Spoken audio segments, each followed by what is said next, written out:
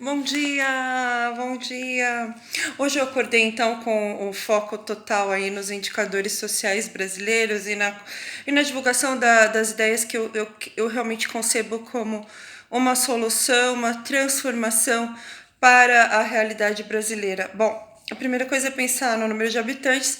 Segundo o IBGE, a projeção para 2022 são 214 milhões de habitantes, sendo que nas faixas etárias entre 0 e 19 anos, cerca de 59 milhões, de 20 a 64, 133 milhões e acima de 65 anos, 22 milhões de brasileiros e brasileiras.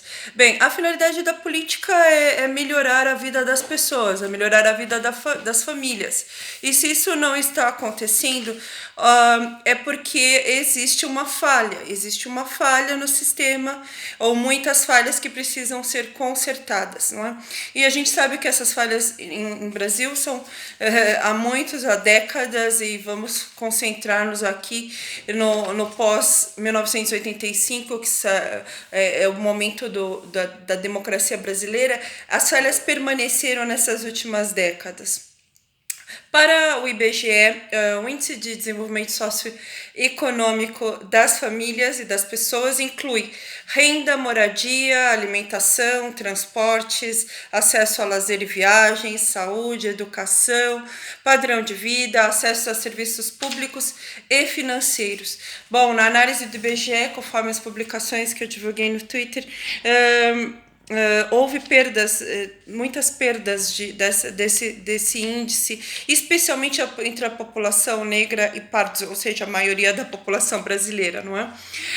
Vamos considerar o PIB brasileiro, o GDP, de 8,7 trilhões de reais, sendo que isso foi em 2021, sendo que foram pagos aproximadamente 2,6 trilhões de reais somente de impostos o ano passado, e o PIB per capita é considerado em torno de 35 mil reais por brasileiro, ou seja, cada brasileiro teria gerado cerca de 35 mil reais, direta ou indiretamente. Bom, nós temos esses programas sociais todos de auxílios, não é? Auxílio Bolsa Família, que depois mudou de nome, é Bolsa Brasil, auxílio gás, auxílio alimentos, uma série de auxílios e benefícios para combater a pobreza. Já percebemos que isso não funciona completamente, porque ainda a porcentagem de brasileiros em pobreza e pobreza extrema é alta. Se formos considerar a pobreza, dentro desses índices todos aí do IBGE, 90% da população, ok? Agora, a pobreza extrema, em torno de 15 a 20% da população, que dá milhões e milhões de habitantes, dramática situação. Bom, vamos perceber que a pobreza é uma construção ideológica, não é? Se o Brasil é um país rico, porque as pessoas são pobres. Então existe algo da ideologia dentro das políticas públicas em que mantém-se a pobreza há décadas. Dizer então que vamos focar apenas na produção está incorreto. Nós temos que focar na produção e na distribuição. Então a velha história do fazer o bolo crescer para depois dividir, não é muito ouvida, principalmente durante a ditadura.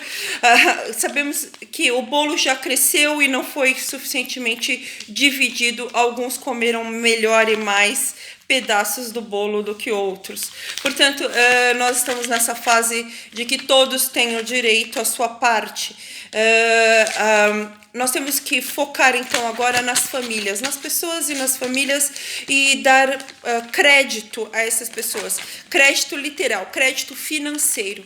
Então a proposta da herança, que vai ser divulgada pelo Thomas Piketty, que é o pesquisador, professor de finanças, né, de economia na França, e lidera um grupo de pesquisa sobre desigualdade social no mundo. O professor Piketty então relata que para quebrar o ciclo de pobreza é preciso ter uma decisão ideológica de romper com a pobreza. Então ele propõe o sistema de herança, ou seja, fornecimento de um crédito para os adultos. Isso lá na Europa nós vamos reproduzir aqui no Brasil as ideias. Então, fornecer uma herança, dinheiro direto às pessoas adultas e idosas para que elas administrem e combatam a pobreza, não é? Então, essa ideia já existem vários políticos que já se encontraram com o Piketty aqui no Brasil, ele já veio ao Brasil, já divulgou as ideias. Estou apenas aqui retomando. A ideia, então, é a seguinte: assim como o BNDES faz investimentos a fundo perdido, não é, para empresas, financia valores para empresas, considerando que a produção é necessária para manter o ciclo de riqueza, a ideia é fornecer crédito para as pessoas. Nós vamos usar aqui um valor de R$120 mil, um valor de R$120 mil de crédito, para que as pessoas individualmente possam gerar riqueza para si mesmas e para o Brasil.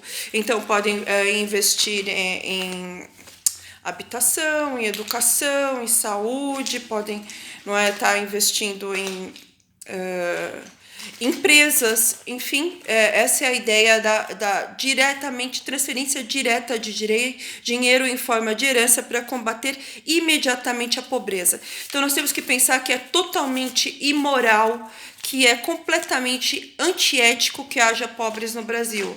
Nós temos que assumir essa ideia como verdadeira. Todos nós brasileiros temos que ser contra a pobreza.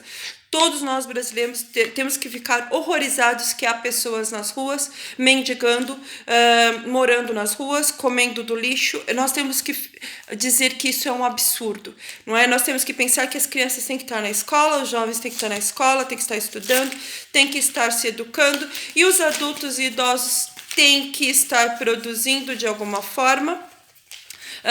Mesmo que, no caso, os idosos já estão aposentados, não é? Mas eles podem continuar produzindo, se quiserem, pode ter uma empresa, ou ser sociedade dentro da família, ou simplesmente pode ter direito a usufruir desse valor para o seu próprio lazer, se for uma opção pessoal do idoso, não é? Desde que ele tenha garantido as suas outras condições, por exemplo, a moradia, não é? Moradia digna para os idosos também. Bom, a ideia então é que seja fornecido diretamente R$120 mil como transferência de renda pelos bancos públicos, um crédito que seja utilizado de acordo com linhas de crédito específicas, não é? Esses R$120 mil à disposição da pessoa para que ela utilize em situações produtivas para si mesma. O governo pode listar uma série de atividades que sejam consideradas produtivas que o dinheiro vai ser aplicado. Bom, sobre a questão, isso nós temos pensando, R$120 mil, a questão da transferência direta para cidades. Obviamente, dentro das cidades, dentro dos municípios, a gente pode considerar também as zonas rurais. Então, a primeira ideia, R$120 mil. A segunda ideia, o investimento na zona rural. Então, o fornecimento de terra para todas as pessoas que quiserem desenvolver projetos de propriedades sustentáveis. Propriedades sustentáveis que gerem alimentos orgânicos, não é? Ou alimentos com menor índice possível de agrotóxicos para a população em geral. Isso também vai fazer crescer a economia local. E vamos estar investindo numa matriz de desenvolvimento sustentável das famílias da zona rural. Essas duas ideias básicas solucionam praticamente todos os nossos problemas, não é? Porque melhora o nível de vida imediatamente. E, obviamente, é associado a isso o investimento nos serviços públicos, né, na transparência, no combate à corrupção. Isso, então, vai garantir que nós tenhamos um desenvolvimento em longo prazo no Brasil. De uma forma ética, nós temos que pensar que a pobreza tem que ser combatida imediatamente. Então, nós não podemos atrasar mais essa justiça social dessas famílias que há gerações contribuem para o desenvolvimento do país, mas que não tiveram até agora um respeito das políticas públicas adequado, não é? Então, o Congresso Nacional tem que aprovar essas medidas já para 2023.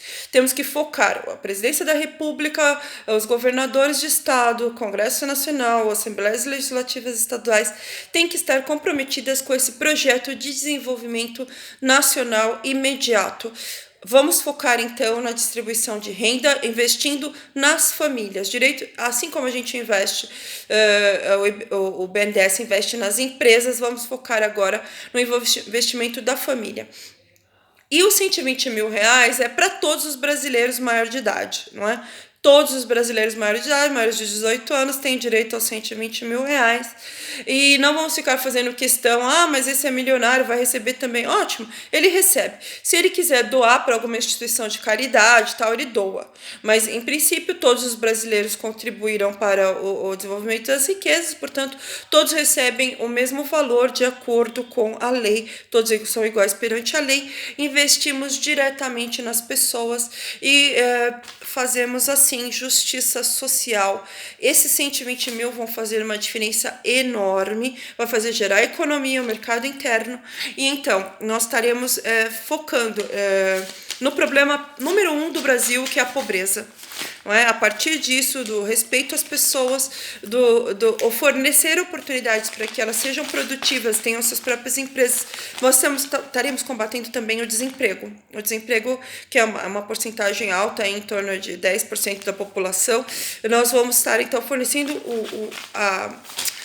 a chave para que ela possa, as pessoas possam sair também desse problema da falta de renda. Bem, é isso. Duas soluções simples para combater a pobreza imediatamente no Brasil, nas cidades e na zona rural. Obviamente, na zona rural, o governo pode estar desenvolvendo também projetos localizados, não é, nas cidades locais e nos estados, com assessoria de agrônomos. Então, não só oferecer a terra para a pessoa, mas ela vai receber auxílio técnico, um planejamento de acordo com esse solo, qual é o melhor tipo de plantação que pode haver, como vamos planejar essas propriedades aqui dessa região.